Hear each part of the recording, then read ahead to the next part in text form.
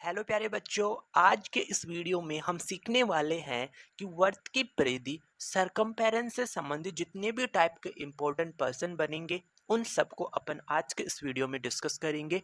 तो सभी बच्चों के लिए आज का यह वीडियो बहुत ज़्यादा इम्पोर्टेंट रहेगा। मैं आपको इस वीडियो में बताने वाला हूँ कि वर्त की परिधि हम कैसे निकालते हैं, वर्त की त्रिज्या हम कैसे निकालते हैं, वर्त का व्यास क्या होता है। तो इन सब के अपन सूत्र भी सीखेंगे पहले, फिर जितने भी टाइप के इम्पोर्टेंट पर्सन बनते हैं उन सबको अपन हल करना भी सीखेंगे। तो चलो हम स्टार्ट करते हैं टाइप 1 से। तो हम सबसे पहले क्वेश्चन नंबर 1 पढ़ते हैं। क्या दे रखा है?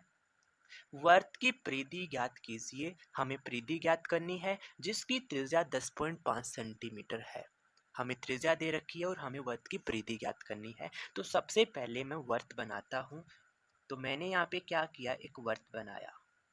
इस वर्त का यहाँ पे जो पॉइंट लूँगा ये पॉइंट होता है केंद्र। इसको हम क्या कहेंगे? केंद्र कहते हैं। और अगर हम इस केंद्र से बाउंड्री तक की जो डिस्टेंस की बात करूँगा, अगर मैं यहाँ से यहाँ तक की डिस्टेंस की बात करता हूँ, इसी को हम क्या कहते हैं? त्रिज्या, रेडियस कहते हैं।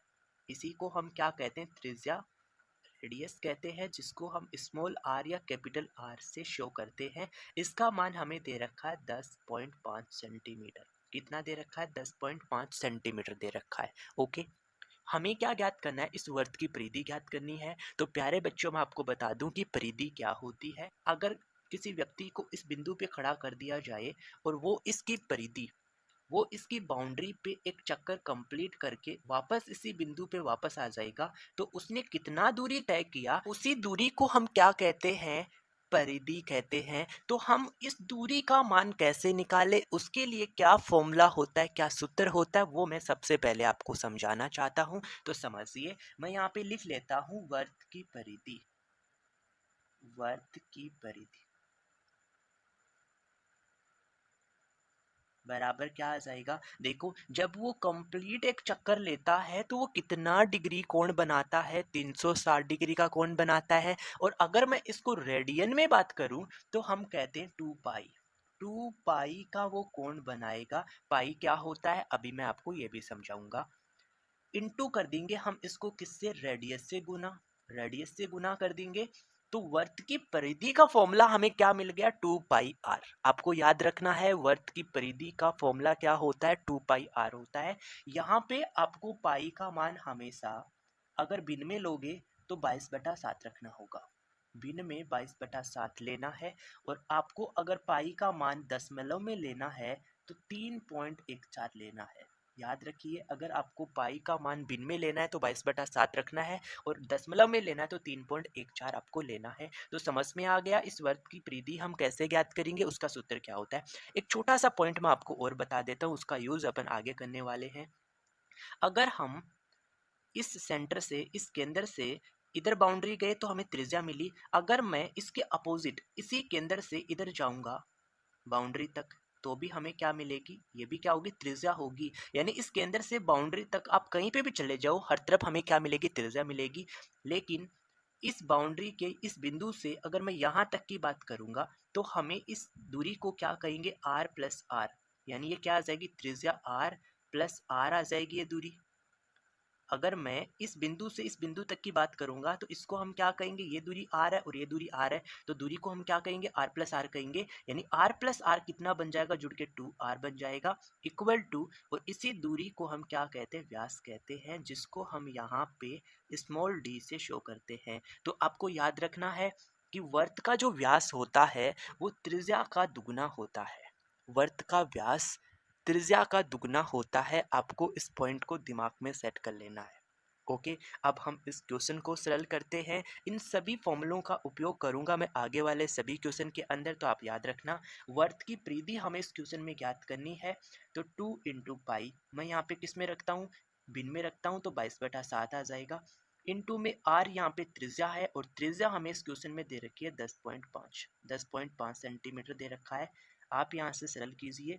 क्या हम 7 से 22 को कैंसिल कर सकते हैं? नहीं, हम 7 का टेबल बोल के हम 10.5 में भाग दे सकते हैं। पहले एक बार बोलेंगे तो 7 आ जाएगा, 10 में से 7 माइनस करेंगे 3, फिर 0.5, तो पॉइंट आ जाएगा 5 और 7 अपन जब 35 आ जाएगा, तो यहाँ से हमें 1.5 मिला।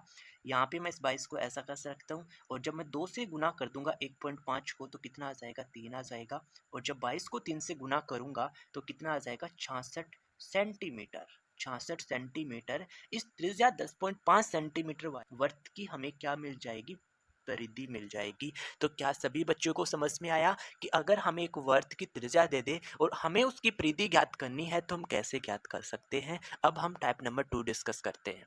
देखो, टाइप नंबर 2 में जो क्वेश्चन दे रखा है वो क्या दे रखा है, वर्त की परिधि ज्ञात कीजिए जिसका व्यास 14 मीटर है। इस बार हमें त्रिज्या नहीं दी, इस बार हमें क्या दिया, व्यास दिया है, और हमें वर्त की परिधि निकालनी है।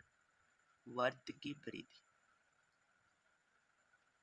बराबर, अभी मैंने आपको पिछले क्वेश्चन के अंदर मैंने आपको समझा दिया कि सूत्र क्या होता है, 2πr होता है। 2πr होता है।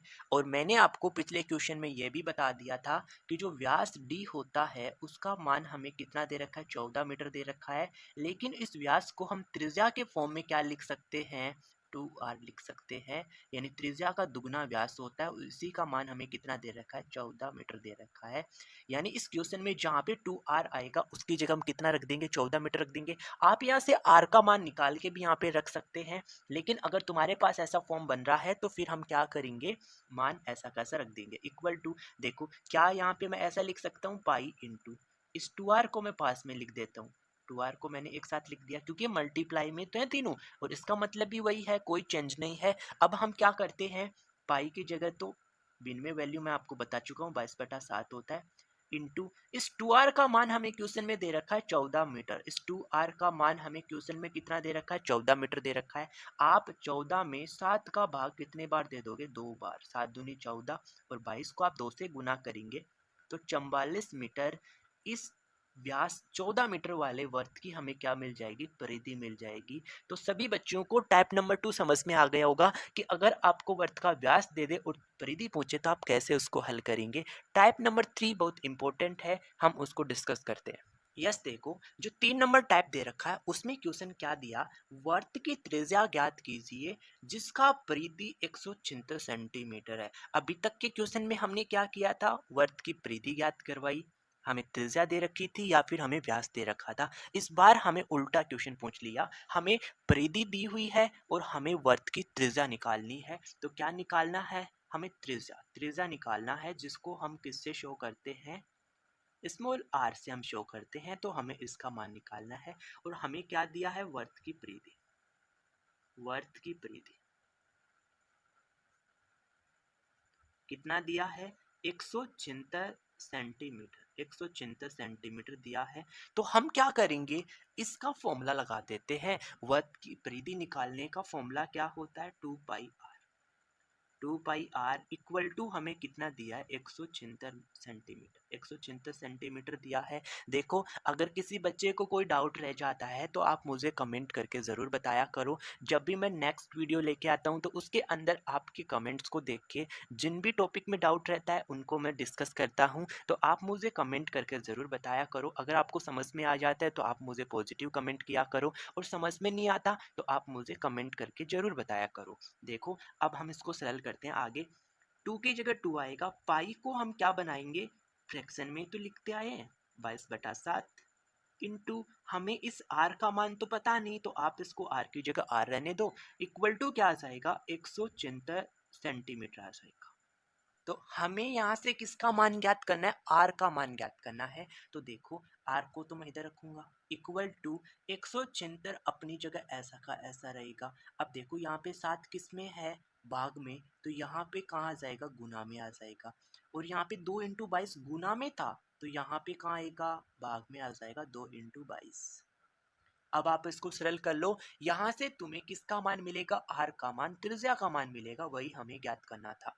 तो मैं सबसे पहले क्या करता हूँ, 2 से भाग दूंगा 176 में, तो 2 का टेबल कितने बार बोलोगे, 8 बार बोलोगे तो 16 आएगा। एक बचेगा, फिर 6 लिख दोगे तो फिर से 16 बनेगा। 2 का टेबल कितने बार बोलना पड़ेगा, 8 बार।